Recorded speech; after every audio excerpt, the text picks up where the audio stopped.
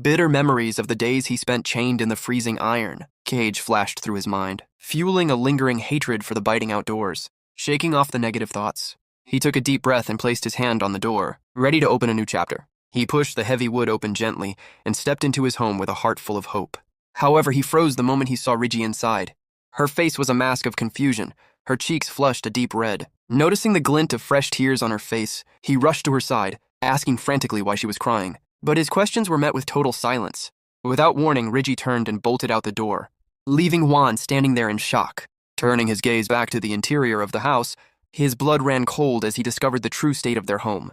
The house was entirely empty. Even the shelving units had been stripped from the walls. Juan stood frozen on the threshold, unable to wrap his mind around the stark, cruel reality before him. Turned out that while Rigi and her daughter had been at the village gates, the neighbors had descended upon the cabin like scavengers, stealing everything from the furniture to the very last tools needed for survival. Rigi curled into a ball, trembling from the biting mountain cold, falling into a pit of pure despair. Without tools to repair the house or weapons to defend against wild beasts, they were defenseless. When Juan finally found her huddled in the shadows, he spoke softly, acknowledging her presence.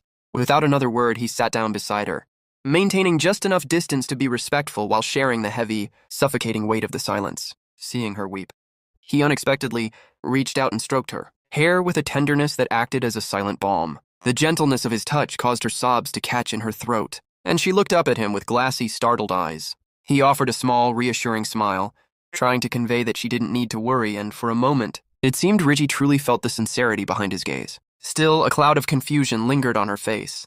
This was the man she was destined to live with, yet they couldn't even speak to one another, and he, her supposed protector, seemed to have no idea how to hunt. In such an implacable wilderness, she wondered if they could truly survive. Contrary to Rigi's mounting anxiety, a faint, confident smile played on Juan's lips. He looked her directly in the eyes and, in a deep and resolute voice, promised to protect her, even if she still harbored doubts and fear.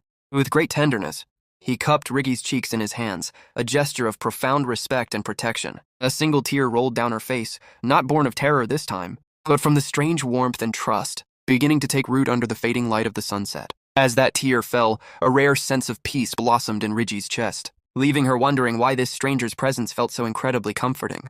Juan's thoughts drifted back to his old world, where he had been utterly alone since the death of his parents. He had always fought tooth and nail just to exist, and his hand